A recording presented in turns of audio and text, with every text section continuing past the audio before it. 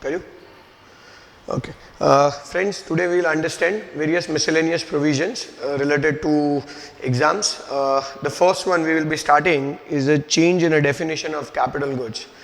There are basically three changes in the definition of capital goods. The first one is about part A. Friends, if you understand, the entire definition of capital goods is given in four different clauses. There is clause A, there is clause B, there is clause C, and there is clause D.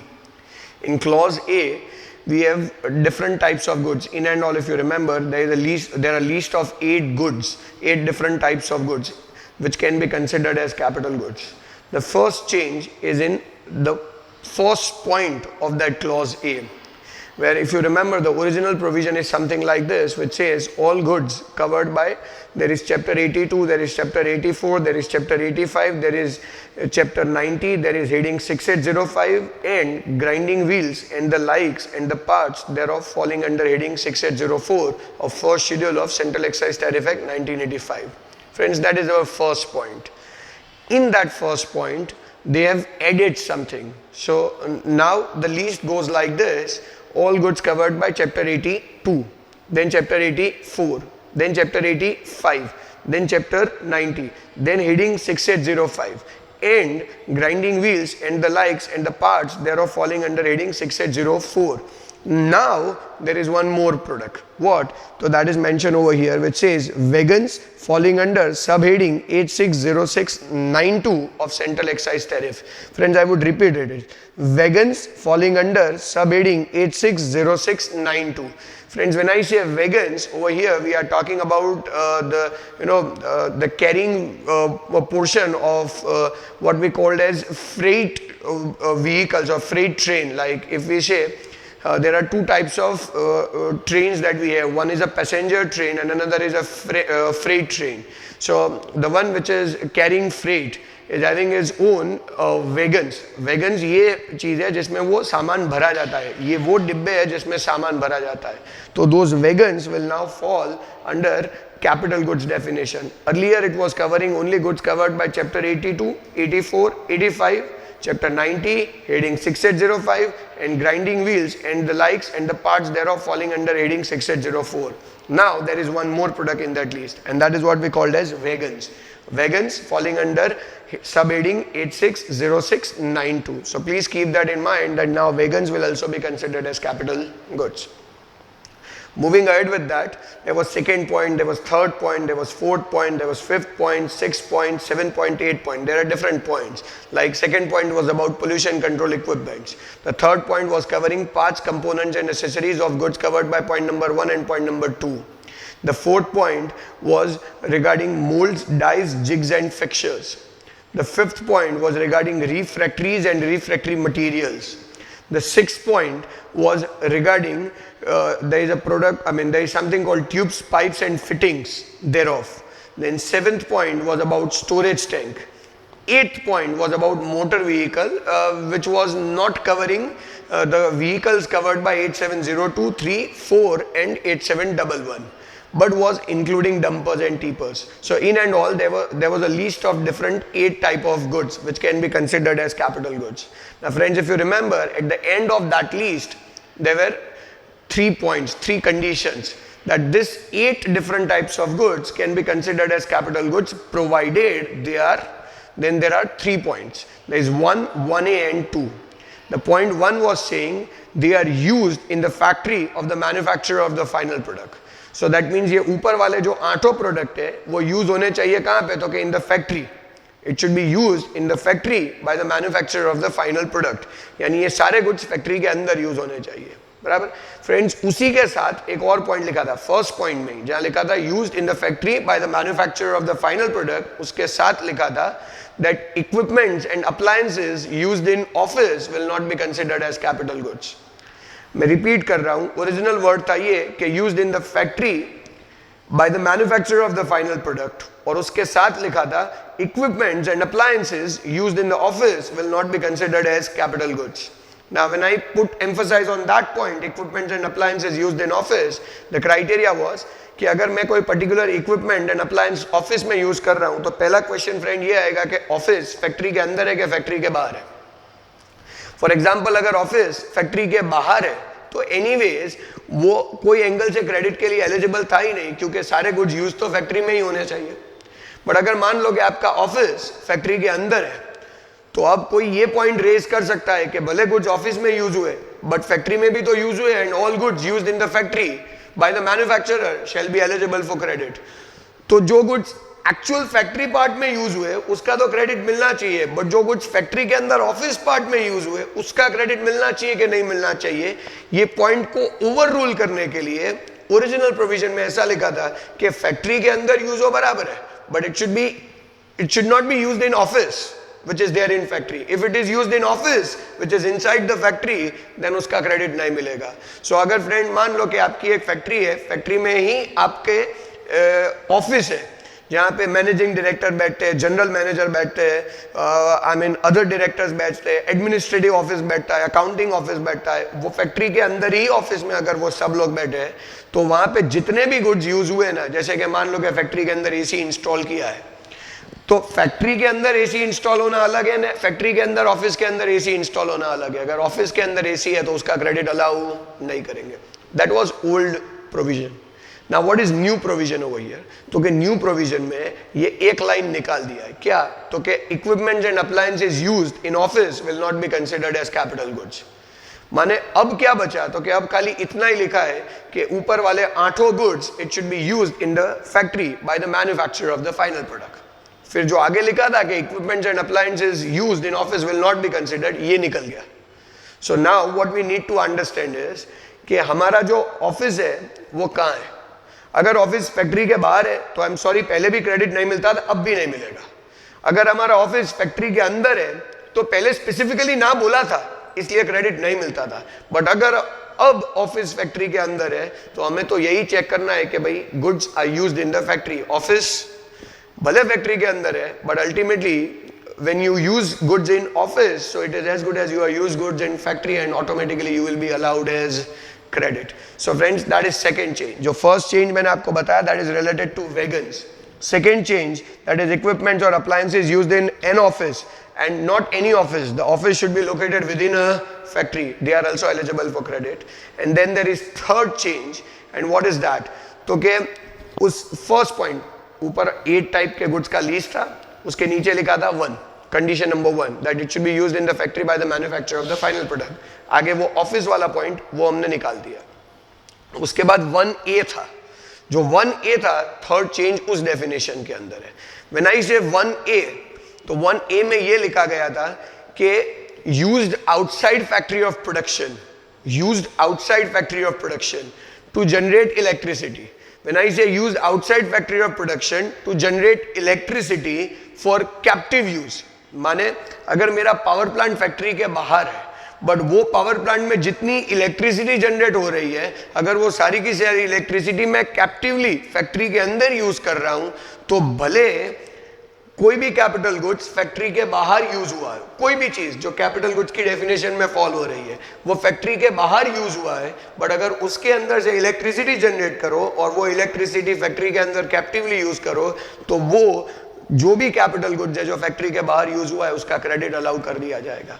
तो 1A point में ये लिखा था कि goods used outside factory of production to generate electricity for captive use. उसमें एक और point add हो गया, क्या? तो कि goods use outside factory of production to generate electricity और फॉर पंपिंग ऑफ वाटर, और for pumping of water for captive use, तो क्रेडिट मिल जाएगा। यानी अब तक खाली यही था कि goods use outside factory of production to generate electricity, अब उसमें साथ में ऐड भी हो गया, क्या? तो कि goods use outside factory of production to generate electricity और for pumping of water. What do we mean by that? मान लो फ्रेंड्स कि हमारी एक मैन्युफैक्चरिंग फैक्ट्री है जिसमें हम गारमेंट्स बनाते हैं। ये गारमेंट्स को बनाने के बाद वॉश करना पड़ता है। तो मान लो कि हमारी फैक्ट्री के अंदर ही हमने कुछ कमर्शियल आई मीन लाइक कुछ इंडस्ट्रियल वॉशिंग के लिए मशीन्स या यूनिट सेटअप किए हुए हैं। अब उन यूनिट्स में वॉशिंग करने के लिए ह्यूज पोर्शन में आपको वाटर फ्लो चाहिए। सो आपने क्या किया है? तो कि अपनी ही फैक्ट्री के अंदर सबमर्सिबल पंप इंस्टॉल किया है, जो पंप की मदद से आप पानी वाटर आप स्नैच करते हो, you pull the water and then you use that water in factory for washing activity which is nothing but the part of the production activity.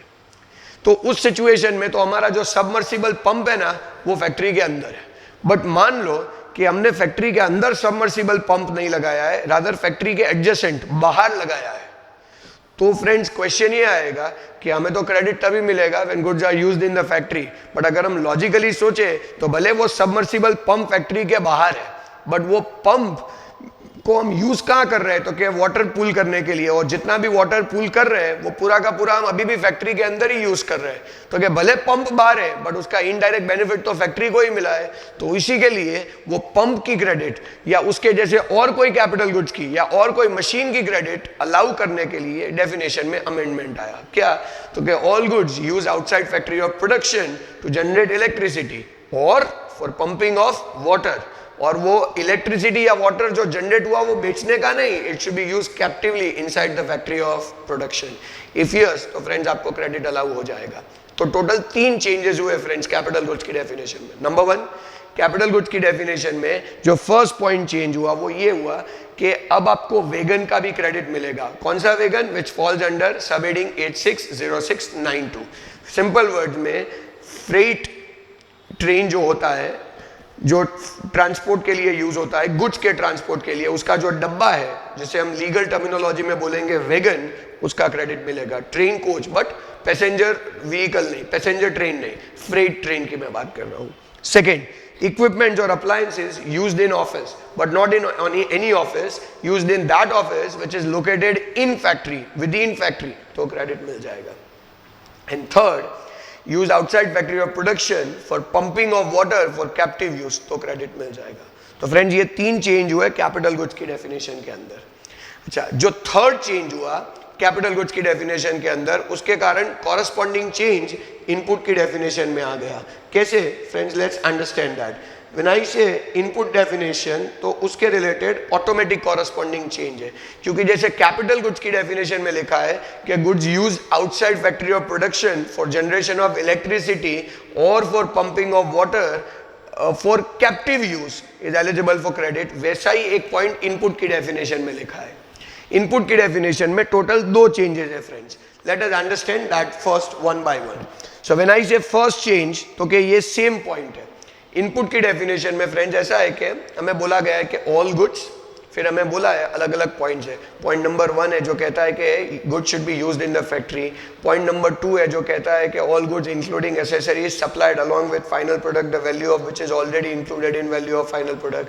उसी में आगे जाए तो पॉइंट नंबर 3 है जहाँ पे बोला है कि all goods used in generation of electricity और steam for captive use. Friends word वहां पे ये था कि all goods used in generation of electricity और स्टीम फॉर कैप्टिव यूज।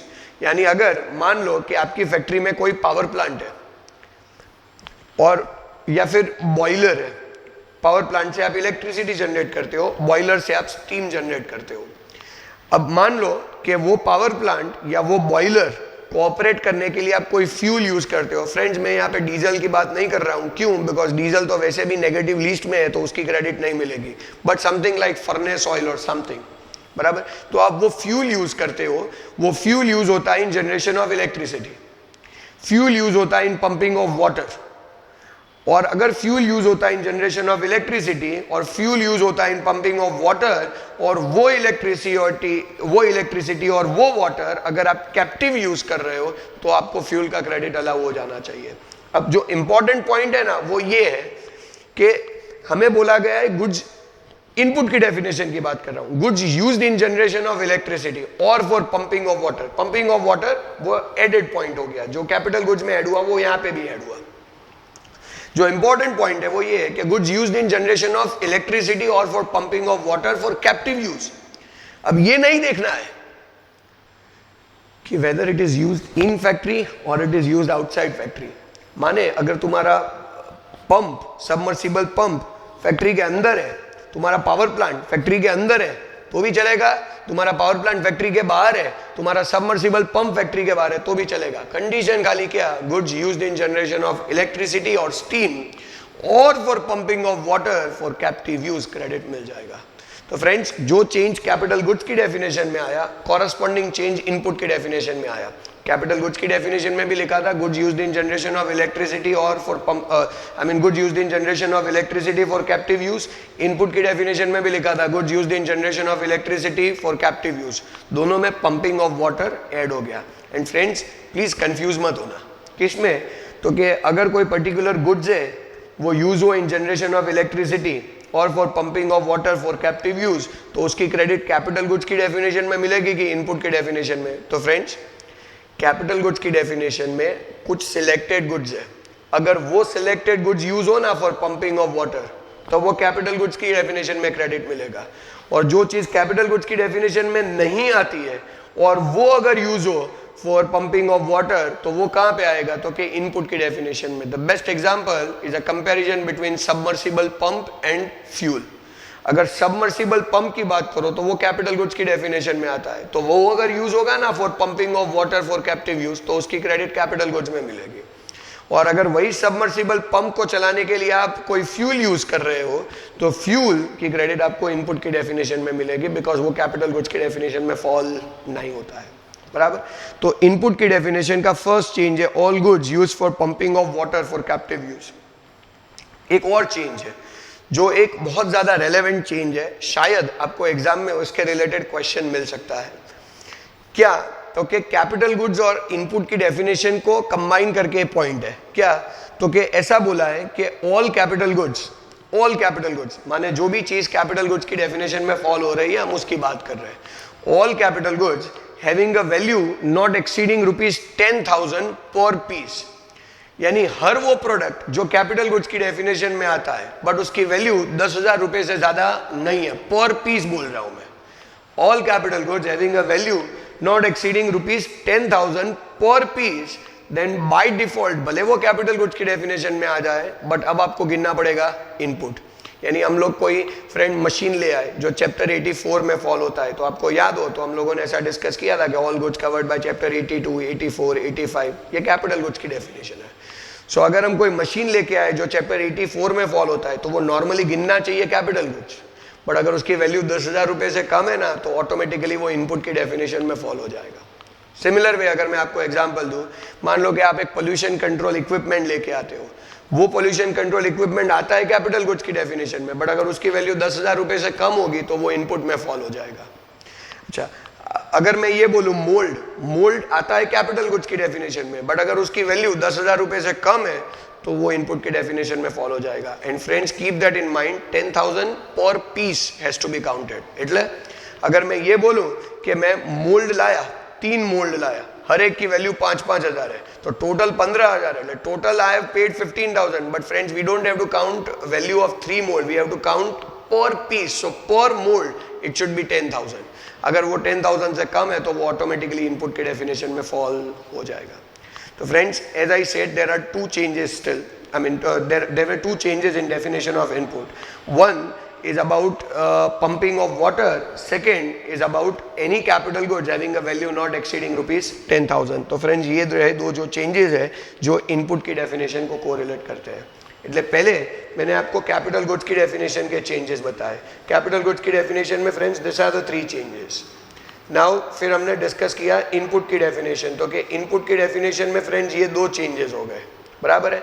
तो ये टोटल हम लोग डिस्कस किया कैपिटल गुड्स और इनपुट की डेफिनेशन के related change. Now what you need to understand is there are few parallel points. ये 2 ऐसी चीजें हैं जो पैरेलल लेवल पे हम लोग काउंट कर रहे हैं। व्हेन आई से पैरेलल लेवल यानी हम कैपिटल गुड्स और इनपुट दोनों के पॉइंट से यहाँ पे डिस्कस कर रहे हैं।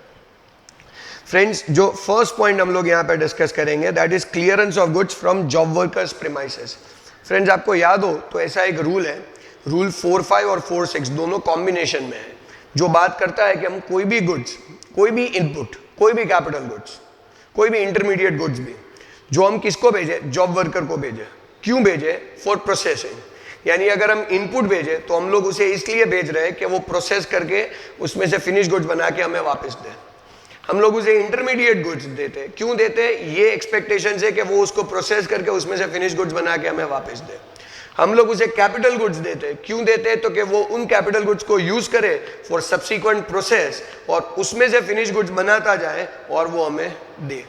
अच्छा, व्हेन आई से इनपुट हम उन्हें भेजे, इंटरमीडिएट गुड्स हमें भेजे, कैपिटल गुड्स में भेजे तो उसमें सैनविट में एक रूल है, रूल नंबर 3 सब रूल 5 करके, जिसमें ऐसा बोला था कि अगर आप अपनी फैक्ट्री से इनपुट या कैपिटल गुड्स को रिमूव करो एज सच, अपनी फैक्ट्री से इनपुट या कैपिटल गुड्स को रिमूव करो एज सच, तो आपने उस इनपुट और कैपिटल गुड्स के ऊपर जितना क्रेडिट लिया है ना उसके इक्वल अमाउंट पे करना होता है। बट उसमें एक प्रोविजियो है, जो प्रोविजियो एक एक्सेप्शन की तरह वर्क करता है, जिसमें ऐसा बोला है कि अगर आप इनपुट और कैपिटल गुड्स को रिमूव करते हो but for the purpose of job work remove करते हो तो आपको क्रेडिट रिवाइज करने की जरूरत नहीं है, यानी आपको इक्वल अमाउंट पे करने की जरूरत नहीं है। मैं रिपीट करूंगा, अगर आप इनपुट और कैपिटल गुड्स को जॉब वर्क के लिए भेजो तो आप भेज रहे हो प्रोसेसिंग के लिए, बट जो रूल 3 सब रूल 5 है उसमें तो ऐसा लिखा है कि इफ इनपुट और capital goods removed as such, तो जितना क्रेडिट लिया उसके इक्वल अमाउंट पे करना पड़ेगा। तो अगर आप इनपुट और कैपिटल गुड्स को रिमूव करो ना तो आपने जितना क्रेडिट लिया उतना इक्वल अमाउंट पे करना पड़ेगा। फिर ये नहीं सोचने का कि इनपुट और कैपिटल गुड्स तुमने किस रीजन से बाहर निकाले, रिमूव किए, क्रेडिट रिवर्स करना पड़ेगा। But as I said there is an exception to this which says कि अगर जॉब वर्क के लिए बाहर निकाले तो तुम्हें रिवर्स करने की, यानी तुम्हें इक्वल अमाउंट पे करने की जरूरत नहीं है। बट उसमें साथ में क्राइटेरिया है कि अगर आप जॉब वर्क के लिए भेजो ना, तो क्या आप जॉब वर्क के लिए भेजो तो फिर जॉब वर्क होकर लिमिटेड टाइम पीरियड में गुड्स वापस आ जाने चाहिए।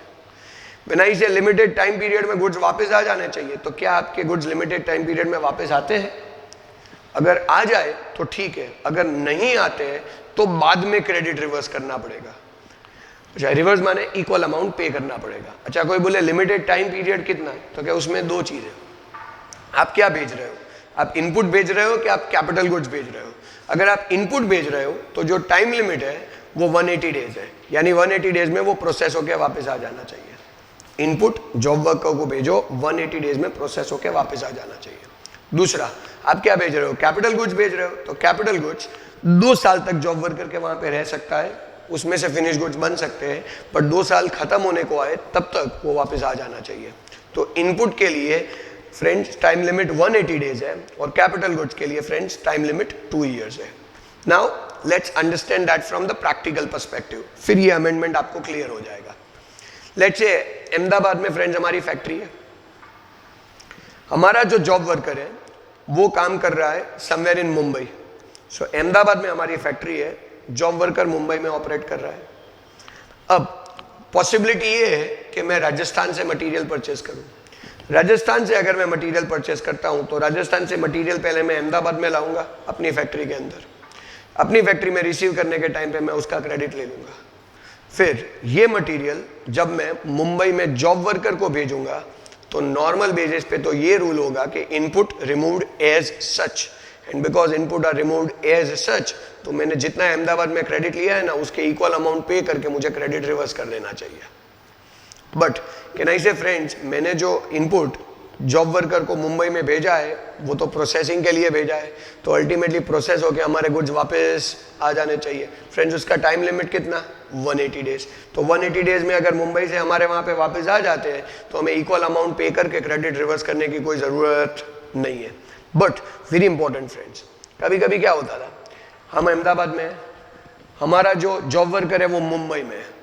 अब मान लो कि हमारा जो कस्टमर है ना वो बेंगलोर में है, तो आपको क्या लगता है कि मुंबई से वो गुड्स मुझे वो वापस भेजेगा अहमदाबाद, और फिर अहमदाबाद में मैं रिसीव करूंगा और फिर कस्टमर को मैं वापस बेंगलोर भेजूंगा? Friends, it would result into double transport cost and also time waste. So शायद ऐसा पॉसिबल हो सकता है कि मैं मुंबई से अहमदाबाद लाने की जगह पे डायरेक्टली मुंबई से ही बेंगलोर डिलीवर करवा दूं। फ्रेंड्स, उसी में ये प्रॉब्लम बीच में आता है। क्यों? तो कि रूल ये कहता है 4 सब रूल 5 ये कहता है कि 180 डेज में गुड्स आपकी फैक्ट्री में वापस आ गए, ऐसे डॉक्यूमेंट्री एविडेंस आपको प्रोवाइड करने हैं। अगर आप प्रोवाइड करोगे तो ठीक है, नहीं करोगे तो जितना क्रेडिट लिया ना उसके इक्वल अमाउंट पे करके रिवर्सल करना पड़ेगा। और यहाँ तो मुंबई से हम डायरेक्टली कस्टमर को डिलीवर करवा रहे हैं, तो 180 डेज के अंदर वापस आने का तो कोई क्वेश्चन नहीं है। तो उसके लिए रूल 4-6 है। फ्रेंड्स, 4-6 क्या कहता है? 4 सब रूल 6, उसमें क्या लिखा है? उसमें ये लिखा है कि अगर तुम मुंबई से डायरेक्टली जॉब वर्कर के वहां से डायरेक्टली तुम कस्टमर को भेजने वाले हो ना बेंगलोर, तो तुम्हें इक्वल अमाउंट पे करके क्रेडिट रिवर्स करने की जरूरत नहीं है, भले 180 डेज में गुड्स अहमदाबाद वापस ना आए। साथ में कंडीशन है, क्या कंडीशन, तो कि एसीडीसी का अप्रूवल लेना पड़ेगा, असिस्टेंट कमिश्नर डेप्यूटी कमिश्नर का अप्रूवल लेना पड़ेगा, और वो अप्रूवल देंगे, हाँ देंगे, कब, तो क्या कंडीशन साथ में, क्या, तो कि जब तुम मुंबई से सीधा कस्टमर को भेजो ना बेंगलोर, उस टाइम पे as if goods are removed from Ahmedabad factory, उसके ऊपर एक्साइज ड्यूटी लायबिलिटी डिस्चार्ज कर लो। यानी हुआ क्या, अहमदाबाद में मटेरियल आया, क्रेडिट लिया, भेजा कहाँ, मुंबई जॉब वर्कर को, अभी इक्वल अमाउंट पे करके क्रेडिट रिवर्स करने की जरूरत नहीं है। जब वो जॉब वर्कर मुंबई से डायरेक्टली आपके कहने पे बेंगलोर के कस्टमर को गुड्स डिलीवर कर दे, मुंबई से जॉब वर्कर डायरेक्टली आपके कहने पे कस्टमर को बेंगलोर में गुड्स डिलीवर करे, उस टाइम पे it is as good as आपने अहमदाबाद से प्रोसेस गुड्स कस्टमर को डिलीवर करने के लिए रिमूव किए हैं, उस तरह से आप अपना एक्साइज ड्यूटी लायबिलिटी डिस्चार्ज कर लो, तो एसीडीसी आपको परमिशन देगा क्या, तो कि 180 डेज में गुड्स वापस नहीं आए तो भी इक्वल अमाउंट पे करके रिवर्सल करने की जरूरत नहीं है। हमें क्वेश्चन ये आता है कि क्या जब भी मैं जॉब वर्कर के वहां से गुड्स बाहर निकालूंगा बेंगलोर के लिए, तो क्या जितनी बार निकालूंगा उतनी बार मुझे एसीडीसी का अप्रूवल लेने जाना पड़ेगा, तो कि फ्रेंड्स उसके लिए लॉ में उस टाइम पे ये लिखा था कि जो भी अप्रूवल तुम लोगे ना वो 1 साल के लिए वैलिड है, जो भी अप्रूवल तुम लोगे वो उस एक फाइनेंशियल ईयर के लिए वैलिड है। माने तुम साल में 1 अप्रैल को अप्रूवल लो कि 31 मार्च को अप्रूवल लो, उस एक फाइनेंशियल ईयर के उस अप्रूवल को, उस एक फाइनेंशियल ईयर के लिए हम उस अप्रूवल को वैलिड मानते थे। But Finance Act 2016 has brought an extra relief for you. Now they say that this approval is valid for 3 financial years. This approval is valid for 3 financial years. माने एक बार अगर तुमने ACDC का approval ले लिया ना फ्रेंड्स, तो आने वाले 3 साल तक तुम्हें अप्रूवल लेने की जरूरत नहीं है। कंडीशन खाली उतना ध्यान में रखना कि जब भी मुंबई से गुड्स रिमूवल हो बेंगलोर के लिए, उस टाइम पे आप ACDC के हिसाब से अहमदाबाद से ड्यूटी लायबिलिटी डिस्चार्ज कर लो। So friends, this is the point which we are covering as rule 4 sub rule 6। Friends एक और पॉइंट है जो हम बात कर रहे हैं, tool sent for job work. When I say friends tool sent for job work, तो ये यहाँ पे कैसे आया, let's understand this. Friends when I say tools, तो ये मोर और लेस ये जो टूल्स है ना वो कैपिटल गुड्स की डेफिनेशन में फॉल होते हैं एज पर चैप्टर 82 क्राइटेरिया।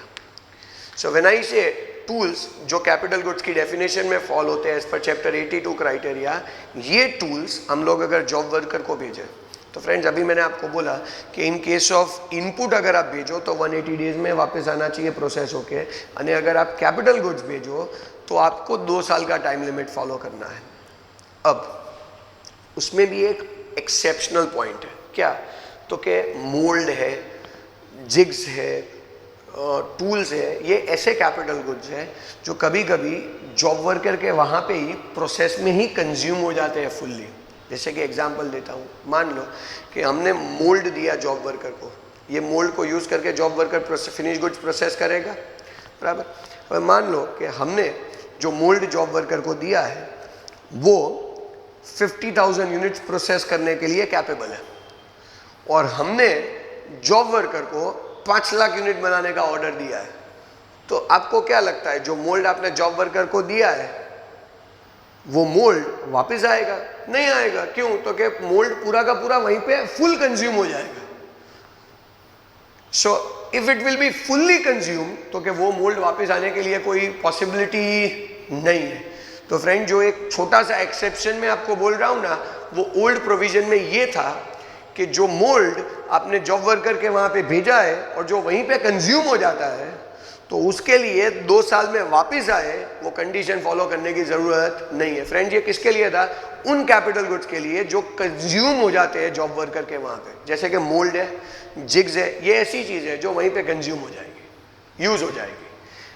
उस लिस्ट में अब ये टूल्स ऐड हो गया है कि अगर तुम टूल्स उन्हें दो तो वो भी अगर वहाँ पे कंज्यूम हो जाता है तो वो 2 इयर्स में वापस लाने की कंडीशन इसके रिलेटेड एप्लीकेबल नहीं होगी. Reason it is getting consumed over there. So friends, ये जो चेंजेस है हमने जो रेफर किए वो इनपुट और कैपिटल गुड्स की डेफिनेशन और उनको जॉब वर्कर के वहाँ पे भेजने के रिलेटेड है. So that is first point, second point, third point and fourth point.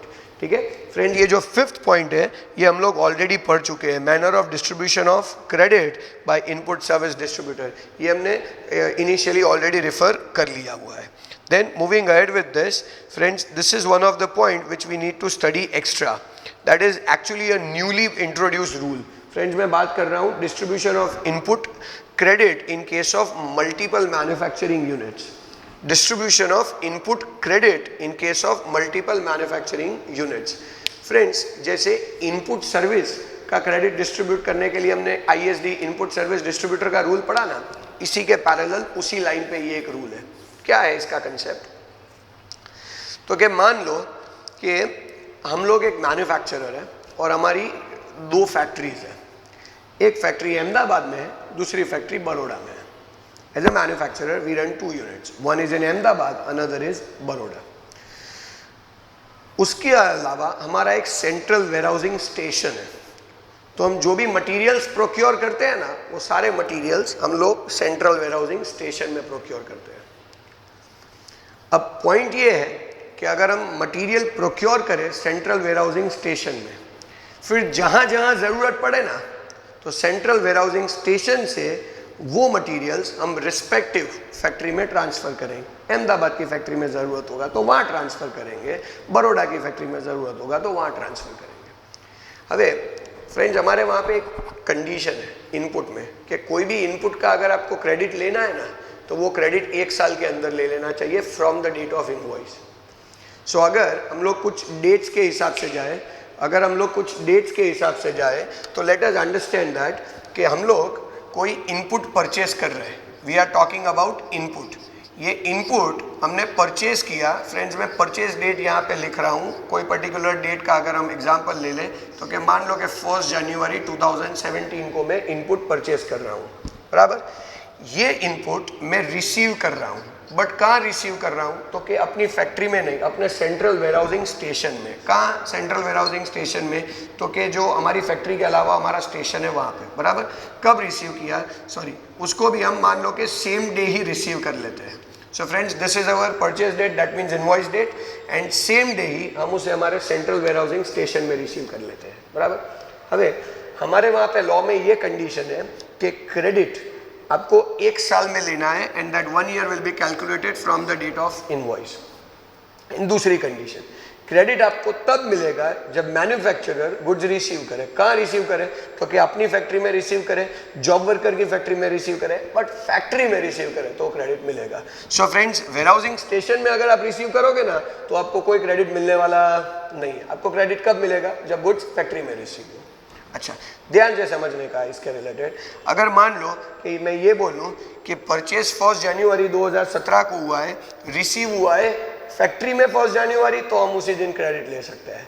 But अगर वेयरहाउसिंग स्टेशन में रिसीव हुआ है 1 जनवरी, तो उस दिन क्रेडिट नहीं ले सकते. तो कोई बात नहीं, कब ले सकते हैं? तो कि फ्यूचर में. कब फ्यूचर में? तो कि जब वेयरहाउसिंग स्टेशन से फैक्ट्री में ट्रांसफ़र करो ना, तब. अब मान लो कि हम वेयरहाउसिंग स्टेशन में 6 महीना रखते हैं और फिर फैक्ट्री में ट्रांसफ़र करें, तो क्या क्रेडिट मिल सकता है? तो क्या हाँ, मिलेगा. जिस दिन हम गुड्स फैक्ट्री में रिसीव करेंगे हम क्रेडिट ले लेंगे, provided 1 year from the date of invoice expire ना हुआ हो. बट फ्रेंड्स, ऐसा भी तो हो सकता है ना कि हम वेयरहाउस में ही 1 साल से ज़्यादा रखें और 1 साल से ज़्यादा वेयरहाउस में रखने के बाद फ्यूचर में अगर हम फैक्ट्री में ले जाए तो normally when you receive goods in factory credit मिलना चाहिए, बट उसमें लिमिट है. क्या? तो कि 1 year from the date of invoice expire नहीं होना चाहिए. और फ्रेंड्स, हमारे केस में तो already 1 year from the date of invoice expire हो चुका है.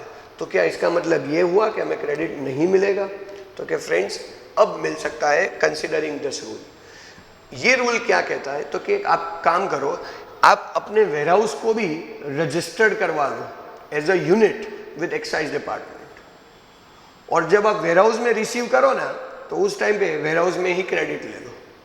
फिर उस वेयरहाउस से जब गुड्स ट्रांसफर करो टू रिस्पेक्टिव फैक्ट्री, यानी जब गुड्स वेयरहाउस में रिसीव हुआ उस टाइम पे फैक्ट्री में क्रेडिट मत लेना. गुड्स वेयरहाउस में रिसीव करो, नो प्रॉब्लम. फिर जब वो गुड्स वेयरहाउस से रिस्पेक्टिव फैक्ट्री सेंड करो तो उस टाइम पे फ्रेश इनवॉइस सर्व करो as if you are a first stage second stage dealer. And जब वेयरहाउस फैक्ट्री के नाम का इनवॉइस सर्व करेगा तो उस इनवॉइस के थ्रू वेयरहाउस फैक्ट्री को क्रेडिट ट्रांसफर कर पाएगा। तो वो जो वेयरहाउस है ना वो फैक्ट्री को क्रेडिट ट्रांसफर कर रहा है, क्रेडिट डिस्ट्रीब्यूट कर रहा है। फ्रेंड्स, इसके लिए ये रूल हमें रेफर करना है। अच्छा, कोई बोले कि सर हमने वेयरहाउस में 1 साल रखा और उसके बाद अगर हमने फैक्ट्री पे भेजा तो क्या अब फैक्ट्री पे क्रेडिट मिलेगा? हाँ फ्रेंड्स, 100% मिलेगा। क्यों? तो कि अब आप ओरिजिनल सप्लायर के इनवॉइस से क्रेडिट लेने वाले हो कि वेयरहाउस के इनवॉइस से क्रेडिट लेने वाले हो। अगर आप वेयरहाउस के इनवॉइस से क्रेडिट लेने वाले हो तो अब आपको 1 year from the original supplier invoice check नहीं करना है। आप सोचो, फैक्ट्री पे आप क्रेडिट कौन से इनवॉइस से ले रहे हो? आप ओरिजिनल सप्लायर के इनवॉइस से ले रहे हो कि वेयरहाउस से जो इनवॉइस इशू हो रहा है उससे ले रहे हो? अगर वेयरहाउस से जो इनवॉइस इशू हो, वेयरहाउस से जो बिल इशू हो, वेयरहाउस से जो चालान इशू हो, उसके ऊपर से आपको क्रेडिट लेना है तो फ्रेंड्स आपको 1 ईयर उस इनवॉइस, बिल और चालान से गिनना है, ओरिजिनल सप्लायर के इनवॉइस से नहीं गिनना है। It is similar like first stage second stage dealer कि अगर कोई first stage second stage dealer के इनवॉइस से हम लोग अगर क्रेडिट लेने वाले हैं तो हमें first stage second stage dealer के इनवॉइस से 1 ईयर गिनना है। वो first stage second stage dealer का जो सप्लायर है उसके इनवॉइस डेट से हमें 1 ईयर कैलकुलेट करने की कोई ज़रूरत नहीं है फ्रेंड्स। तो this is the point which we are referring friends. Let us focus on this which says distribution of input credits in case of multiple manufacturing units. तो अगर आपके मल्टीपल मैन्युफैक्चरिंग यूनिट्स है और अगर आप अपने गुड्स पहले वेयरहाउस में रिसीव कर रहे हो तो आपको उस टाइम पे कोई क्रेडिट नहीं मिलेगा फैक्ट्री पे, बट जब वो वेयरहाउस से गुड्स रिस्पेक्टिव फैक्ट्री पे ट्रांसफर करो तो उस फैक्ट्री पे क्रेडिट आपको मिल जाएगा। और ऑलवेज याद रखना कि आपको अब जो क्रेडिट लेना है वो वेयरहाउस के इनवॉइस बिल या चालान से लेना है, ओरिजिनल सप्लायर के इनवॉइस बिल या चालान से नहीं लेना है। तो 1 ईयर का टाइम लिमिट आपके लिए क्लैश नहीं करेगा। Let's move ahead friends. जो नेक्स्ट पॉइंट है, ये 2 पॉइंट मैं आपको ऑलरेडी समझा चुका हूँ, that is service tax paid on assignment charges of natural resources. हमने डिस्कस किया है right to use natural resources अगर असाइन हो तो उसके कैसे डील करना है। Similar way friends, next point जो है that is also what we have discussed in one of our amendment session, that is services by way of sale of dutiable goods on commission basis is sales promotion and eligible input service। मैंने आपको बताया था कि sales commission का sales promotion category में credit मिलेगा कि नहीं मिलेगा। तो फ्रेंड्स अब आपको सेल्स कमीशन का सेल्स प्रमोशन कैटेगरी में क्रेडिट मिलता है। Now moving ahead with this, when I say next point friends, this is one of the another change which has been brought under the definition of input service. It's a minor change friends. Goods transport by vessel from custom station of clearance in India to a place outside India will not be called as exempted services. Let us understand this friends, small point है। जब हम goods transport करते हैं ना from a place in India, એટલે India के कोई port से, इंडिया के कोई कस्टम स्टेशन से अगर हम गुड्स ट्रांसपोर्ट करते हैं बाय वेसल, એટલે बाय शिप, गुड्स हम ट्रांसपोर्ट करते हैं from custom port to a place outside India. तो जब फ्रेंड्स हम लोग ये गुड्स ट्रांसपोर्ट करते हैं ना from custom station from port to a place outside India, तो friends it is transport of goods from India to a place outside India. And friends आपको place of provision of service की definition ध्यान हो तो उसमें ये बोला गया है कि व्हेन योर डेस्टिनेशन गुड्स की बात कर रहा हूँ, goods transport, when your destination is the exact place which will be considered as your place of provision of service. So अगर हम गुड्स इंडियन पोर्ट से आउटसाइड इंडिया ट्रांसपोर्ट कर रहे हैं तो हमारा डेस्टिनेशन इंडिया में है कि आउटसाइड इंडिया है? तो क्या अगर आउटसाइड इंडिया है तो that means your place of provision of service is in India और आउटसाइड इंडिया। तो क्या अगर वो आउटसाइड इंडिया है तो सर्विस टैक्स तो अप्लाई नहीं होगा, वो श्योर है। बट क्वेश्चन ये है कि क्या ये जो सर्विस जो हम आउटसाइड इंडिया प्रोवाइड कर रहे हैं, जहाँ पे place of provision of service outside India आया, क्या हम उसको एग्जम्प्टेड सर्विस मानेंगे कि नहीं मानेंगे? फ्रेंड्स अगर मैं ये बोलूँ कि वो एग्जम्प्टेड सर्विस है तो फ्रेंड्स उसके कारण वो सर्विस प्रोवाइड करने के लिए जो इनपुट सर्विसेज यूज हुए हैं उसकी क्रेडिट डिसअलाउ हो जाएगी। बट अगर मैं ये मानूँ कि वो एग्जम्प्टेड सर्विस नहीं है तो वो सर्विस प्रोवाइड करने के लिए जो इनपुट सर्विसेज यूज हुए हैं उसकी क्रेडिट अलाउ हो जाएगी। तो फ्रेंड्स ये जो अमेंडमेंट आया है ना वो उसी रीज़न से आया है कि अगर आप गुड्स ट्रांसपोर्ट कर रहे हो by vessel from a place in India, that is custom port, to a place outside India, then this, though your place of provision of service is outside India, though the service is not taxable, but it won't be called as an exempted services, and because it won't be called as an exempted services, तो वो service provide करने के लिए जो input services आपने use किए उसकी credit disallow नहीं होगी, उसकी क्रेडिट आपको मिलेगी। बट अगर बाई चांस ये अमेंडमेंट ना आता तो वो एग्जम्प्टेड सर्विस की डेफिनेशन में फॉल होता, और अगर वो एग्जम्प्टेड सर्विस की डेफिनेशन में फॉल होता तो डेफिनेटली इनपुट सर्विस का क्रेडिट आपको मिलने वाला नहीं था। That is one of the change. Moving next friends, एक स्मॉल चेंज है जो मोर और लेस आप सबको पता ही है क्योंकि प्रैक्टिकल वर्ल्ड में ये बहुत ज़्यादा रेलेवेंट है। That is about credit of SBC and KKC friends. We are talking about Swachh Bharat cess and कृषि कल्याण सेस। व्हेन आई से स्वच्छ भारत सेस तो फ्रेंड्स आपको पता ही है कि स्वच्छ भारत सेस का आपको कभी भी क्रेडिट नहीं मिलेगा, एंड इनफैक्ट आपको स्वच्छ भारत सेस पे करना है तो उसके लिए भी आपको कोई क्रेडिट नहीं मिलेगा। स्वच्छ भारत सेस का ना क्रेडिट मिलता है, ना स्वच्छ भारत सेस को पे करने के लिए क्रेडिट मिलता है। But about KKC, which is कृषि कल्याण cess, so when I say कृषि कल्याण सेस तो फ्रेंड्स कृषि कल्याण सेस का क्रेडिट भी मिलता है और कृषि कल्याण सेस को क्रेडिट की मदद से पे भी किया जा सकता है।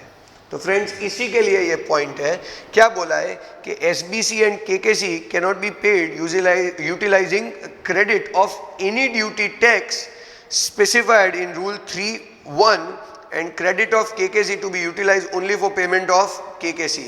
मतलब खाली इतना ही है कि अगर हम KKC की बात करें तो KKC का क्रेडिट खाली KKC के सामने ही जा सकता है, किसी और के सामने नहीं जा सकता, बराबर। एंड अगर हम स्वच्छ भारत सेस की बात करें तो फ्रेंड्स स्वच्छ भारत सेस का तो क्रेडिट ही नहीं मिलता, तो ये क्वेश्चन ही नहीं आएगा कि वो स्वच्छ भारत सेस का क्रेडिट कहाँ यूज होगा। वापस बोल रहा हूँ, कृषि कल्याण सेस, स्वच्छ भारत सेस। व्हेन आई से स्वच्छ भारत सेस तो क्या उसका क्रेडिट मिलता नहीं है, तो वो कहाँ यूज़ करने का वो क्वेश्चन नहीं है। कृषि कल्याण सेस तो क्या उसका क्रेडिट मिलता है, बट उसको कहाँ यूज़ करने का तो क्या ओनली फॉर पेमेंट ऑफ कृषि कल्याण सेस, कोई और जगह पे आप उसको यूज़ नहीं कर सकते। एंड सिमिलर वे अगर स्वच्छ भारत सेस पे करने की बात है तो फ्रेंड्स स्वच्छ भारत सेस पे करने के लिए आपको कोई क्रेडिट नहीं मिलेगा। कृषि कल्याण सेस पे करने की बात है तो हाँ वो आप क्रेडिट की मदद से पे कर सकते हैं। So friends this is the point which we understand as about SBC and KKC. Moving further friends, next point जो है वो अगेन उसी लाइन के रिलेटेड है कि output service provider allowed to take CENVAT credit of the KKC. तो ऊपर वाले दोनों पॉइंट को मर्ज करके मैंने ऑलरेडी आपको कंसेप्ट कवर कर लिया है। देन जो नेक्स्ट पॉइंट है that is higher threshold limit और exemption for jewellery manufacturers. Friends ये भी मैं आपको इनिशियल लेक्चर्स में करवा चुका हूँ कि ज्वेलरी मैन्युफैक्चरर्स के लिए जो एक्साइज में एसएसआई की लिमिट है, थ्रेशोल्ड लिमिट है, वो अब 4 करोड़ और 1.5 करोड़ नहीं है जबकि 12 करोड़ और 6 करोड़ है। तो please keep this in mind. जो उसी के रिलेटेड जो दूसरा रेलेवेंट चेंज था जो मैंने आपको फ्रेंड्स कवर करवाया था वो ये था कि नॉर्मली कैपिटल गुड्स का आपको ध्यान हो तो आपको 50% क्रेडिट मिलता है in the year of acquisition and remaining credit मिलता है इन सब्सिक्वेंट ईयर। बट अगर आप स्मॉल स्केल इंडस्ट्री हो तो आपको पूरा का पूरा क्रेडिट एक साथ मिल जाएगा। और इन case of jewellery manufacturer small scale industry का क्राइटेरिया 12 करोड़ और 6 करोड़ है, तो जो हायर थ्रेशोल्ड लिमिट उनके केस में एसएसआई में अप्लाई होती है वही हायर थ्रेशोल्ड लिमिट के हिसाब से वो एसएसआई में एक टर्नओवर के बाद भी फॉल होंगे। तो अगर वो एसएसआई में एक टर्नओवर के बाद भी फॉल होंगे तो उन्हें 100% क्रेडिट मिल जाएगा कैपिटल गुड्स का। तो सेम क्राइटेरिया जो वहाँ पे चेंज हुआ उसके कारण ही ये कॉरस्पॉन्डिंग चेंज आएगा। फिर जो और 2-3 पॉइंट्स है ज्वेलरी मैन्युफैक्चरर्स के लिए वो उसमें से एक पॉइंट है quarterly payment of duty on jewellery manufacturers. जो भी आपको समझ में आता है कि एसएसआई जो है वो मंथली ड्यूटी नहीं भरते हैं, वो क्वार्टरली ड्यूटी भरते हैं, वो मंथली रिटर्न फाइल नहीं करते हैं, वो क्वार्टरली रिटर्न फाइल करते हैं। तो बिकॉज ये ज्वेलरी मैन्युफैक्चरर्स जो 12 करोड़ और 6 करोड़ की लिमिट में फॉल होते हैं वो सब क्वार्टरली ड्यूटी पेमेंट करेंगे, ये उसके रिलेटेड पॉइंट है। और क्वार्टरली रिटर्न भरेंगे वो भी उतना ही रेलेवेंट है। जो नेक्स्ट पॉइंट है that is related to registration of the jewellery manufacturers, जो अगेन मैंने प्रीवियस सेशन में कवर करवा लिया है कि अगर आप ज्वेलरी मैन्युफैक्चरर्स हो तो डेफिनेटली आप सेंट्रलाइज रजिस्ट्रेशन के लिए जा सकते हो, आपके केस में डिसेंट्रलाइज रजिस्ट्रेशन कंपलसरी नहीं होगा। और एक और पॉइंट है फ्रेंड्स जो मैंने आपको कवर करवाया था that is related to again jewellery manufacturers which says physical verification of the premises in case of jewellery manufacturers is not possible. ये बहुत क्लियर क्लैरिफिकेशन ला दिया गया है कि in case of jewellery manufacturers physical verification of premises का नहीं होना चाहिए, जो नॉर्मल केसेस में होता है। नॉर्मल केसेस में क्या होता है, तो कि आप अप्लाई करो, within 2 days working days आपको रजिस्ट्रेशन मिलता है, बराबर। But that registration is subject to physical verification within 7 days. But वो जो subject to physical verification in 7 days वाला कंडीशन है, तो कि वो इस केस में पॉसिबल नहीं होगा। तो क्या friends, this is one of the change. तो ये सारे ज्वेलरी वालों मैन्युफैक्चरर्स के लिए फाइनेंस एक्ट 2016 से आए हुए चेंज है, जो मैं आपको ऑलरेडी कवर करवा चुका हूँ। Friends, one more point, which is about utilization of credit of national calamity contingent duty. When I say utilization of credit of national calamity contingent duty, so friends, let us understand that when I say national calamity contingent duty credit, तो friends हमें जो समझना है वो यहाँ पे एक बहुत relevant change है। क्या है, तो कि व्हेन आई से national calamity contingent duty, friends दो चीज़ें, एक मेरा इनपुट साइड, यानी मैंने कोई प्रोडक्ट परचेज किया उसके ऊपर national calamity contingent duty paid है कि नहीं, और दूसरा है मेरा आउटपुट साइड, तो क्या मेरे आउटपुट के ऊपर national calamity contingent duty liable है कि नहीं। फॉर एग्जाम्पल, अगर मेरे इनपुट पे मैंने नेशनल कैलेमिटी कंटिंजेंट ड्यूटी पे किया है और मेरे आउटपुट पे भी नेशनल कैलेमिटी कंटिंजेंट ड्यूटी लग रहा है, तो डेफिनेटली ये क्रेडिट मैं आमने सामने सेट ऑफ कर सकता हूँ, यानी ये क्रेडिट इस लायबिलिटी के सामने आप सेट ऑफ कर सकते हो, नो प्रॉब्लम विद दैट, बराबर। अब दूसरी पॉसिबिलिटी है क्या, तो कि मान लो कि मैंने जो परचेज किया उस पर national calamity contingent duty paid है, बट मेरा जो आउटपुट है ना उस पर नेशनल कैलेमिटी कंटिंजेंट ड्यूटी नहीं लगता है, तो क्या ये credit national calamity contingent duty का मैं किसी और जगह सेट ऑफ कर सकता हूं, तो क्या फ्रेंड्स नहीं कर सकते। ये ओल्ड प्रोविजन ही है कि नेशनल कैलेमिटी कंटिंजेंट ड्यूटी का क्रेडिट आप कोई और जगह सेट ऑफ नहीं कर सकते हो। अब फ्रेंड्स रिवर्स क्वेश्चन आता है, और जो अमेंडमेंट है वो उसी के रिलेटेड है कि मेरे इनपुट के ऊपर नेशनल कैलेमिटी कंटिंजेंट ड्यूटी नहीं है, बट मेरे आउटपुट के ऊपर नेशनल कैलेमिटी कंटिंजेंट ड्यूटी है। तो अगर इनपुट के ऊपर नहीं है और आउटपुट के ऊपर है, तो ये क्वेश्चन तो आएगा नहीं कि नेशनल कैलेमिटी कंटिंजेंट ड्यूटी का क्रेडिट कहाँ यूज करें, बट क्वेश्चन कब आता है फ्रेंड्स कि मेरे पास कोई और क्रेडिट है, तो क्या वो कोई और क्रेडिट मैं national calamity contingent duty pay करने के लिए यूज कर सकता हूं, तो कि except national calamity contingent duty on mobile phone. ध्यान से समझना है friends, except national calamity contingent duty on mobile phone. तो आपको पता हो तो 5 प्रोडक्ट है जिस पे नेशनल कैलेमिटी कंटिंजेंट ड्यूटी लगता है। एक है पान मसाला, दूसरा टोबैको, तीसरा सिगरेट, चौथा क्रूड ऑयल, तो 5वां मोबाइल फोन। 5 ही प्रोडक्ट के ऊपर नेशनल कैलेमिटी कंटिंजेंट ड्यूटी लगता है। तो मैं बात कर रहा हूं except national calamity contingent duty on mobile phone, यानी बाकी 4 हो गए। ये मोबाइल फोन को आप साइड में रख दो। Except national calamity contingent duty on mobile phone in respect of all other goods, that is crude oil, that is tobacco, that is cigarette, that is pan masala. In respect of all other goods, to pay national calamity contingent duty, you can use other credits like basic excise duty, special excise duty, service tax, you can use it. मैं repeat कर रहा हूँ friends, except national calamity contingent duty on mobile phone in respect of all other goods on which national calamity contingent duty is payable, तो के paan masala, tobacco, cigarette and crude oil, ये चारों product के ऊपर national calamity contingent duty pay करने के लिए आप बेसिक एक्साइज, सर्विस टैक्स जैसे कोई और क्रेडिट यूज कर सकते हो। That is old provision friends, I am talking about old provision. What is amended, तो कि फ्रेंड्स अमेंडमेंट यही है कि जो एक्सेप्शन मोबाइल फोन के ऊपर अप्लाई होता था ना, वही चीज अब बाकी सारी प्रोडक्ट के ऊपर भी अप्लाई हो जाएगा। माने ये फ्रेंड्स कि पहले मोबाइल फोन पे नेशनल कैलेमिटी कंटिंजेंट ड्यूटी भरना है ना, तो उसको मत गिनो, बट अगर सिगरेट पे नेशनल कैलेमिटी कंटिंजेंट ड्यूटी भरना है, पान मसाला पे नेशनल कैलेमिटी कंटिंजेंट ड्यूटी भरना है, तो ये नेशनल कैलेमिटी कंटिंजेंट ड्यूटी भरने के लिए मैं बेसिक एक्साइज ड्यूटी का क्रेडिट यूज कर सकता था फ्रेंड्स। बट अगर मोबाइल फोन पे नेशनल कैलेमिटी कंटिजेंट ड्यूटी भरना है ना तो मैं और कोई क्रेडिट यूज नहीं कर सकता था। अब वो जो national calamity contingent duty on mobile phone वाला क्राइटेरिया था वो बाकी 4 प्रोडक्ट पे भी अप्लाई हो गया बाय दिस अमेंडमेंट। माने क्या हुआ फ्रेंड्स, अल्टीमेटली क्रक्स ये बना कि अगर मेरे पास नेशनल कैलेमिटी कंटिजेंट ड्यूटी का क्रेडिट है ना तो वो मैं national calamity contingent duty pay करने के लिए यूज कर सकता हूँ। मेरे पास नेशनल कैलेमिटी कंटिजेंट ड्यूटी का क्रेडिट है ना तो मैं वो कोई और जगह यूज नहीं कर सकता। अगर मेरे पास कोई और क्रेडिट है ना तो वो भी मैं national calamity contingent duty pay करने के लिए यूज नहीं कर सकता। तुम्हारे पास ये क्रेडिट है तो उसके आउटपुट के सामने सेट ऑफ करो। तुम्हारे पास ये क्रेडिट है बट आउटपुट में वो नहीं है तो आप उसे कैरी फॉरवर्ड करो, उससे ज्यादा कुछ नहीं। तुम्हारे पास ये आउटपुट में लायबिलिटी में है बट उसका क्रेडिट नहीं है तो आप उसको कैश में भरो, कोई और क्रेडिट इसके लिए यूज नहीं हो सकता। So friends, this is about utilization of CENVAT credit of national calamity contingent duty. तो please keep that in mind कि national calamity contingent duty pay करने के लिए आप खाली नेशनल कैलेमिटी कंटिजेंट ड्यूटी का क्रेडिट यूज कर पाओगे, कोई और क्रेडिट यूज नहीं कर पाओगे। Moving ahead, next, friends, this is rule 6 which we have already covered in last session. So moving ahead with that, further जो point है इसके related, that is refund issue.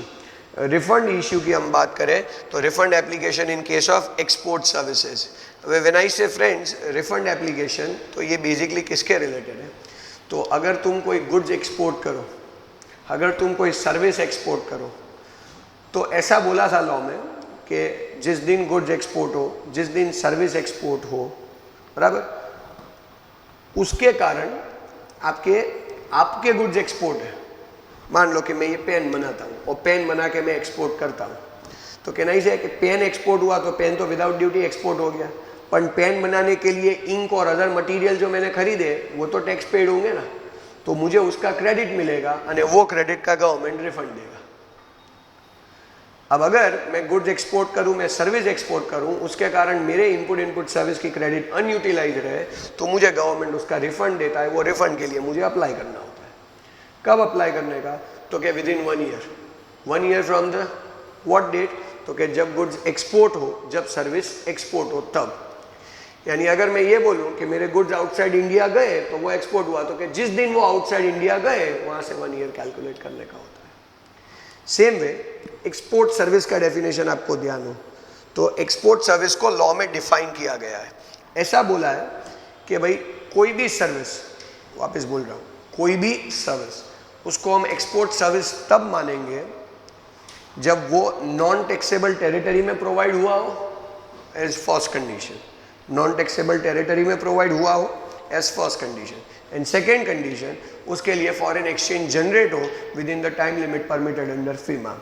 तो अगर मैं ये बोलूँ कि कोई भी सर्विस हम आउटसाइड इंडिया प्रोवाइड करें for example non taxable territory में और उसके लिए फॉरेन एक्सचेंज जनरेट हो तो वो एक्सपोर्ट सर्विस है, और अगर फॉरेन एक्सचेंज जनरेट ना हो तो वो एक्सपोर्ट सर्विस नहीं है।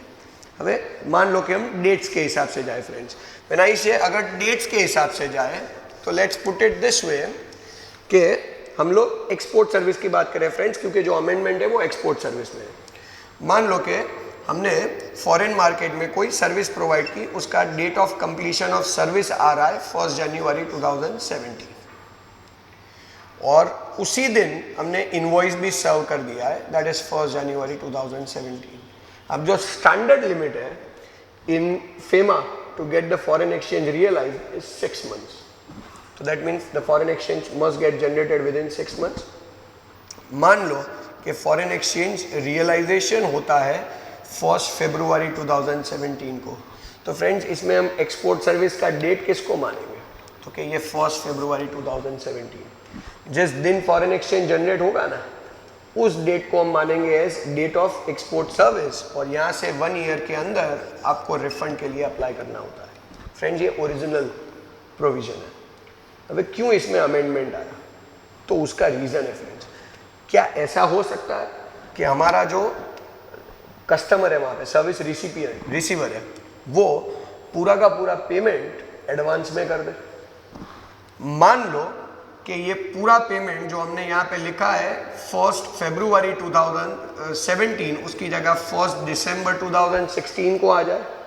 अब अगर पूरा का पूरा पेमेंट 1 फरवरी 2016 को आ जाए तो आपको क्या लगता है कि 1 फरवरी 2016 shall be counted as date of export of service? Friends, I am sorry, payment is received but service he complete नहीं हुआ है, तो आप उसको कैसे काउंट करोगे as date of export of service?